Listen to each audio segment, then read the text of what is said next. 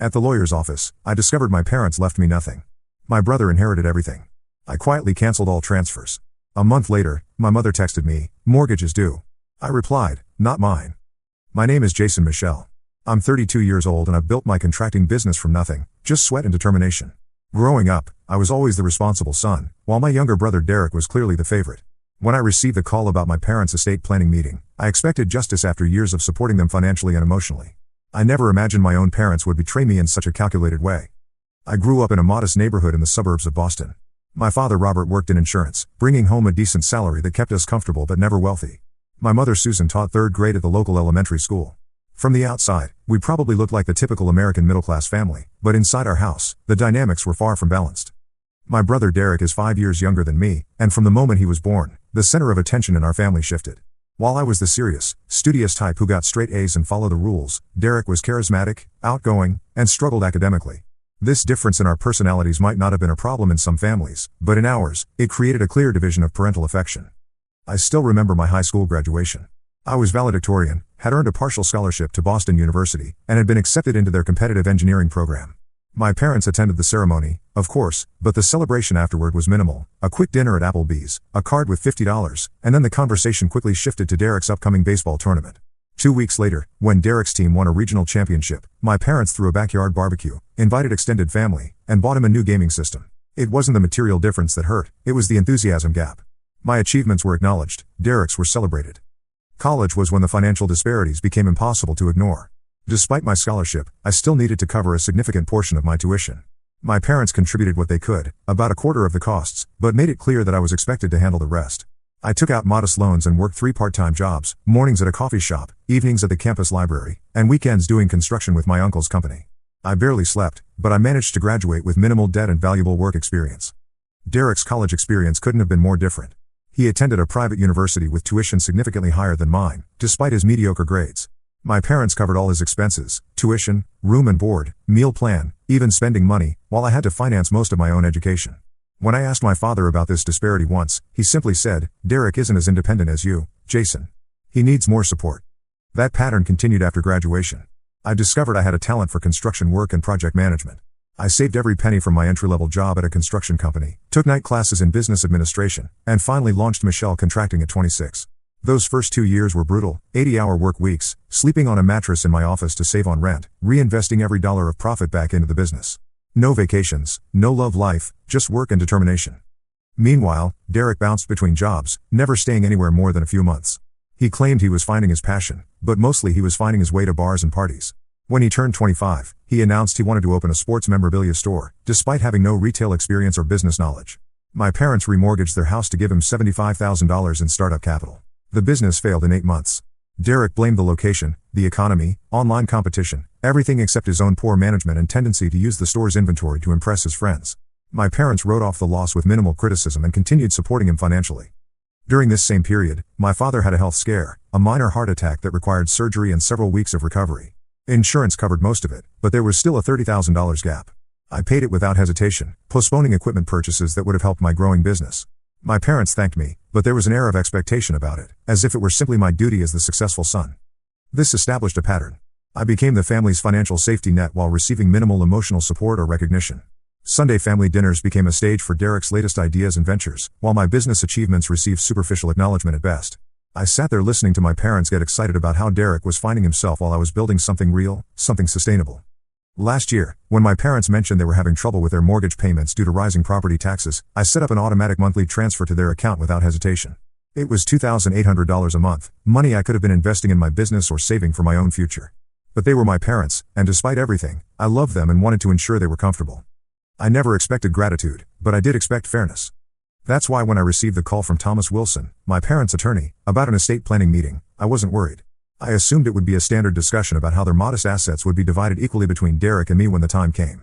After all, while they might have favored Derek emotionally, surely they wouldn't extend that favoritism to financial matters after death, especially given how much I had contributed to their financial stability over the years. I couldn't have been more wrong. The call from Thomas Wilson came on a Tuesday afternoon while I was overseeing a kitchen renovation in Brooklyn. His voice was professionally neutral as he explained that my parents had requested my presence at their estate planning meeting that Friday. When I asked for details, he simply said it would be better to discuss everything in person. Something in his tone unsettled me, but I dismissed it as my own paranoia. Friday arrived, and I pulled up to the law office in downtown Boston, an elegant glass building that screamed expensive hourly rates. I dressed in my best business casual, dark jeans and a pressed button-down shirt. Construction work doesn't require much formal wear, but I keep a few nice pieces for client meetings. The receptionist directed me to conference room 3. When I entered, I immediately sensed something was wrong. My parents sat rigidly on one side of a long mahogany table, avoiding eye contact. Derek was beside them, fidgeting with his watch, an expensive Tag Heuer I knew he couldn't afford on his own. Attorney Wilson sat at the head of the table, manila folders carefully arranged in front of him. "Jason, thanks for coming," Wilson said, gesturing to the empty chair across from my family. "Now that everyone's here, we can begin." The conference room felt cold despite the spring warmth outside. Artwork that was probably selected to impress clients hung on the walls, abstract pieces in corporate blues and grays. I took my seat, noticing my mother's nervous glance at my father, who was staring fixedly at the table. "As you know," Wilson began, "we're here to discuss Robert and Susan's estate planning. They've made some decisions they feel it's important to communicate clearly while everyone is present." He opened the top folder and pulled out several documents. "I'll be direct. Robert and Susan have decided to put all their assets in Derek's name, with him as the sole beneficiary of their estate." The words hung in the air. I must have heard wrong. "I'm sorry, what?" I asked, looking at my parents, who still wouldn't meet my eyes. Wilson continued with clinical detachment. "Their house, investment accounts, insurance policies, and personal belongings will transfer to Derek upon their passing. You, Jason, will receive your father's baseball card collection and your grandmother's recipe book, as specifically requested by your mother." I felt like I'd been punched. Baseball cards? A recipe book? After everything I'd done? This is a joke, right? I looked directly at my father, who finally raised his eyes. "Jason," he said, his voice trying to be firm but wavering slightly, "we've thought about this a lot. You're successful. You've built a thriving business. Derek needs more security than you do." My mother chimed in, her voice high and brittle, "We're just trying to be practical. You've always been so good at taking care of yourself." I turned to Wilson. "Can you explain exactly what assets we're talking about here?" He nodded and began listing them methodically. The house, valued at approximately $650,000, which I had helped them refinance and had been making payments on. Investment accounts totaling approximately $180,000, built partly with money I had given them for their retirement. Life insurance policies with combined benefits of $300,000. And then came the bombshell. Additionally, Wilson continued, "Your parents recently took out a new mortgage on the house to provide capital for Derek's new business venture. The mortgage amount is $275,000, with monthly payments of $2,800. My head was spinning. The exact amount I had been transferring monthly. They hadn't needed help with existing mortgage payments, they had paid off their original mortgage years ago. They had taken out this new mortgage to finance another of Derek's doomed business ideas, knowing I would cover the payments." "What business venture?" I asked, looking at Derek, who had the decency to look slightly uncomfortable. "An upscale sports bar," my mother said quickly, with a note of pride in her voice. "Great location downtown, very promising."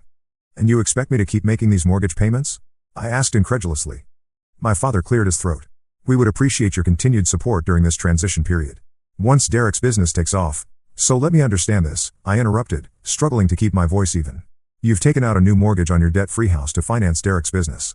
Knowing I've been making your monthly payments, you've structured your estate plan so that everything you own will go to Derek, and you expect me to keep paying a mortgage on a house that will belong entirely to my brother."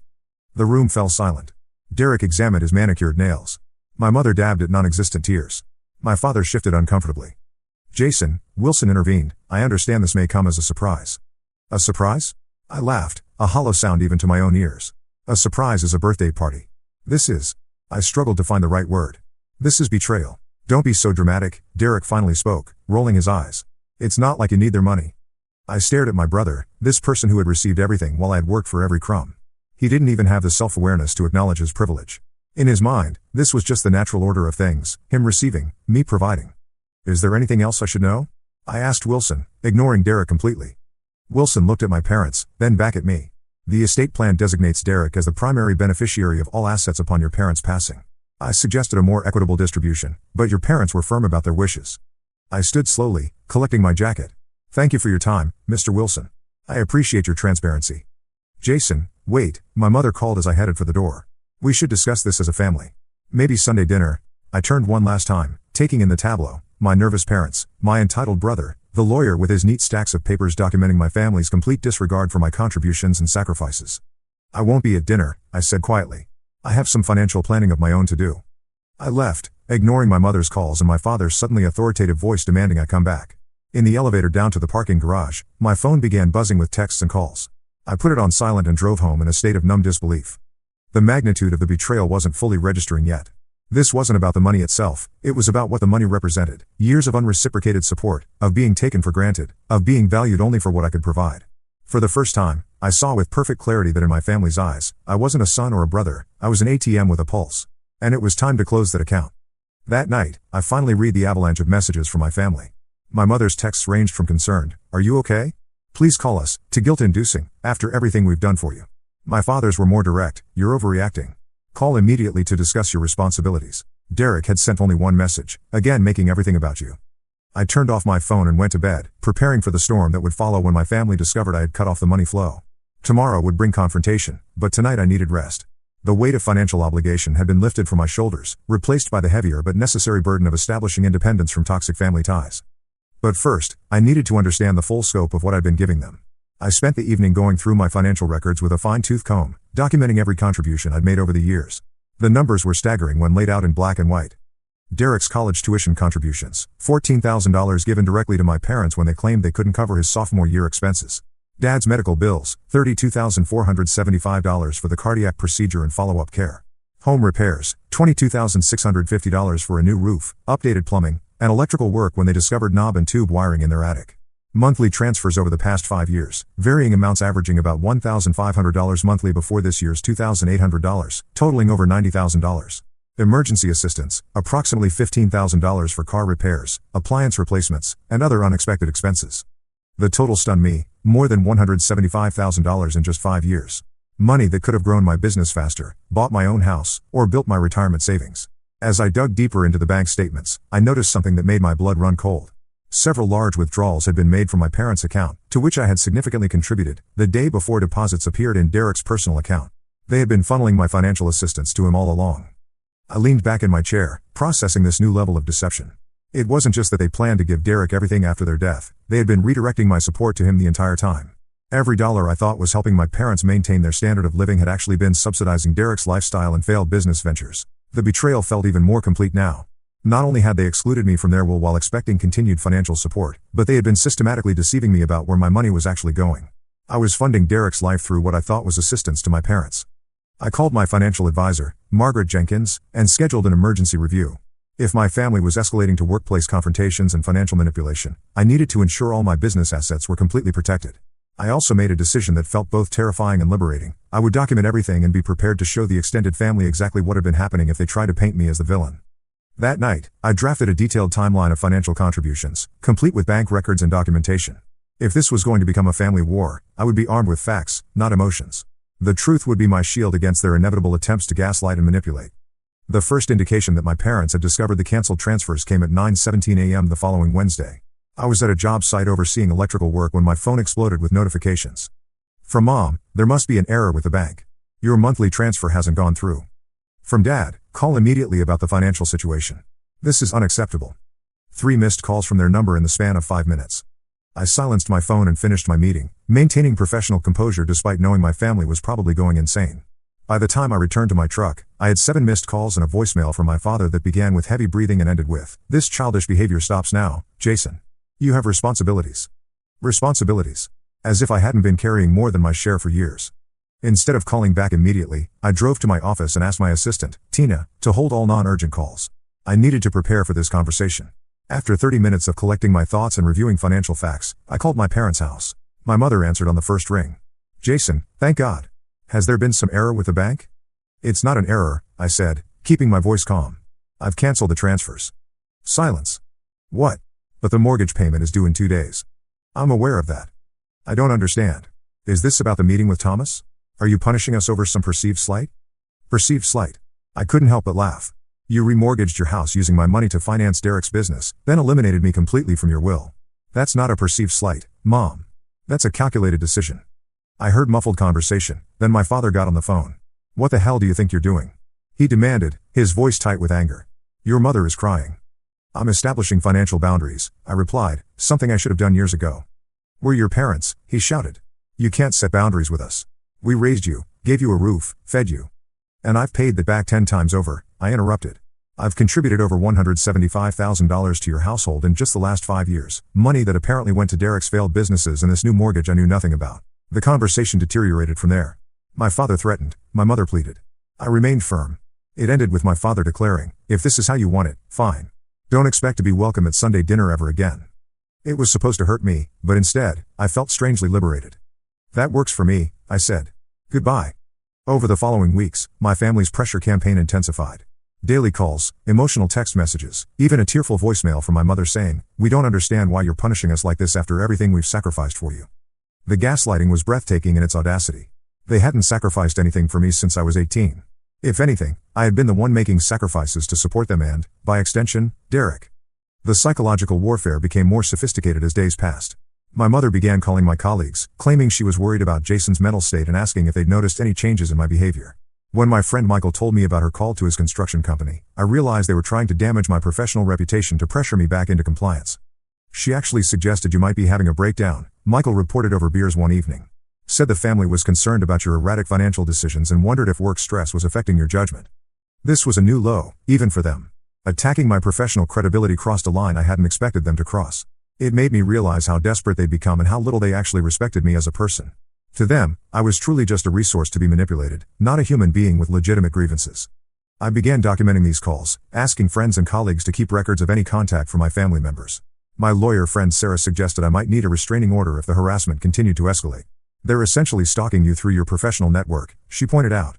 "That's not normal family dysfunction, that's potentially illegal behavior." The irony wasn't lost on me. The same parents who had dismissed my feelings and contributions for years were now claiming to be concerned about my mental health because I'd finally stood up for myself. They couldn't conceive that my decision was rational and long overdue. In their minds, only mental illness could explain why their personal ATM had suddenly stopped dispensing cash. 3 days after I'd canceled the transfers, I was reviewing quarterly projections when my phone lit up with a text from my mother, "Mortgage payment due today. Bank threatening foreclosure if not received by 5 p.m. I stared at the message for a long time, my thumb hovering over the keyboard. Finally, I typed 2 words and hit send, "Not mine." My mother's response came almost immediately, a single crying emoji, followed by silence. It was emotional manipulation 101, designed to trigger guilt without actually addressing the real issue. 20 minutes later, my father called. Against my better judgment, I answered. "What the hell is wrong with you?" he demanded without preamble. "Your mother is having a breakdown." "I've made my position clear," I replied, keeping my voice steady. "The mortgage isn't my responsibility." "We're about to lose our house," he shouted. "The house you grew up in. The house you remortgaged to finance Derek's business without telling me, despite knowing I was making the payments," I corrected. "The house that's going to Derek anyway, according to your estate plan." The confrontations continued, including my parents showing up at my workplace, creating scenes that threatened my professional reputation. But I held firm. For the first time in my adult life, I was putting myself first, not out of selfishness, but out of necessary self-preservation. Months passed. Through my Aunt Emma, I learned that my parents had defaulted on 2 mortgage payments and received formal notice from the bank about potential foreclosure proceedings. Derek's sports bar was struggling, and he'd been forced to take a part-time job to supplement his income. "Reality is hitting them hard," Emma reported during one of our weekly check-in calls. "Derek actually asked your father for advice about possibly selling the business before it completely tanks." "That's surprising," I admitted. Derek had always rejected advice, preferring to learn lessons the hard way. "I think he's finally growing up," Emma suggested. "Nothing matures you quite like facing the consequences of your choices without a bailout." During this period, I began to see the broader impact of my decision rippling through the family system. Extended relatives who had initially taken my parents' side started asking more pointed questions when the full financial picture became clear. Aunt Emma had been instrumental in setting the record straight, sharing the documentation I'd provided about years of one-sided financial support. My cousin Rachel called me directly after learning about the situation from Emma. "I had no idea you'd been supporting them for so long," she said. "When your mom reached out asking for money, she made it sound like you'd suddenly abandoned them for no reason. She never mentioned the estate planning or the fact that you'd been paying their mortgage." This pattern repeated throughout our extended family. My parents had been selectively sharing information, painting themselves as victims of my sudden cruelty while omitting the context that led to my decision.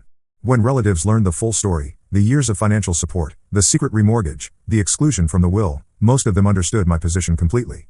"Your parents have always had boundary issues," my Uncle Frank confided during a family barbecue I attended without them. "Your grandmother used to complain about how your mother would manipulate situations to get what she wanted. I see the same patterns now." It was validating to hear that others had observed these dynamics over the years. I'd often wondered if I was being too sensitive or reading too much into situations. Learning that extended family members had noticed my parents' manipulative tendencies helped confirm that my decision wasn't an overreaction but a necessary response to long-standing toxic patterns. My own life had settled into a new, healthier rhythm. My business was thriving. I'd finally bought my own house and started dating Alexandra, an architect who helped me see what healthy relationships actually looked like. I continued therapy, processing years of normalized manipulation and exploitation. The opportunity for reconciliation came when my father sent me a handwritten letter, the first written communication he'd sent that wasn't an email or text in probably 15 years. I opened it cautiously, half expecting another guilt trip or financial appeal. Instead, I found something I'd never received from my father before, a genuine apology. "Dear Jason," he wrote in his precise engineer's handwriting, "I've started and discarded this letter a dozen times, struggling to find the right words. The simple truth is that your mother and I have treated you unfairly for many years. We took your success and responsibility as license to expect more and more from you while giving less and less in return. The estate planning decisions were the culmination of years of unbalanced family dynamics, and your reaction, while painful for us, was justified. Selling the house and moving to something smaller has been humbling but necessary. For the first time in years, we're living within our means instead of relying on your generosity. I don't expect this letter to immediately repair the damage we've caused to our relationship, but I hope it can be a first step toward a more honest and balanced connection in the future, if you're willing. With love and regret, Dad." I read the letter 3 times, processing its meaning. It contained no requests for money, no subtle guilt trips, no minimization of their actions, just acknowledgement, accountability, and an open door to reconciliation without pressure. I called my father 2 days later. The conversation was initially awkward, both of us uncertain of this new territory where old patterns no longer applied, but gradually we found our way to more authentic communication than we'd had in years. Over the following weeks, I gradually re-established contact with my family, taking careful, measured steps rather than an immediate return to previous patterns. Coffee with my father became a weekly ritual. My mother eventually reached out with her own apology. Derek and I had our own reckoning, where he acknowledged his entitled behavior and resentment of my success. For Christmas, I decided to help my parents with a down payment on their condo, not as an ongoing obligation, but as a one-time gift given freely. I made it clear this wasn't a return to previous arrangements, and they accepted the contribution with genuine gratitude rather than entitled expectation. The new year brought continued healing and adjustment. My relationship with Alexandra deepened as we discussed a future together. My business continued thriving, and I finally felt free to enjoy my success without the constant drain of family financial obligations. My parents settled into their new, more modest lifestyle with surprising grace. My father's part-time consulting evolved into a small business of his own. My mother began volunteering at a local elementary school and eventually accepted a paid position as a teacher's aide. Derek's growth was perhaps the most surprising development. The humbling experience of business failure, followed by the structured learning environment of his management position, matured him considerably. He began dating a sensible woman who challenged his more impulsive tendencies and developed a genuine interest in understanding business operations. During a family dinner in early spring, now a monthly occurrence rather than the weekly obligation it had been before, my mother made an observation that captured how far we'd all come. "It's strange," she said, looking around the table at her husband, her 2 sons, and the women in our lives. "For years, I worried so much about what would happen to this family if Jason stopped supporting us financially. I never imagined we'd all end up stronger and happier because of it." Later that night, as Alexandra and I drove home, she asked if I regretted how things had unfolded. "Only one thing," I replied after thinking about it. "I wish I'd established those boundaries years earlier, before resentment had built up on all sides. But I'm grateful we eventually found our way to healthier relationships." "That's what matters in the end," she agreed, squeezing my hand. "Not that you got there perfectly, but that you got there." In the years since that fateful meeting in the lawyer's office, I've learned profound lessons about family, boundaries, and self-worth. I've discovered that true love doesn't exploit or take for granted. I've realized that sometimes the most loving action is refusing to enable harmful patterns. And perhaps most importantly, I've learned that forgiveness doesn't require returning to unhealthy dynamics. It's possible to forgive while maintaining boundaries necessary for everyone's growth. My family relationships will never be perfect. We all carry scars from the patterns we participated in for decades. But now they're built on honesty, mutual respect, and genuine care rather than obligation, exploitation, and unbalanced expectations. That transformation, painful and messy as it was worth every difficult moment along the way. Sometimes the most courageous thing you can do is stand up for your own worth. And sometimes, the most loving thing you can do for your family is refuse to enable their dysfunction, even when it means walking away from everything you've known and starting over on your own terms.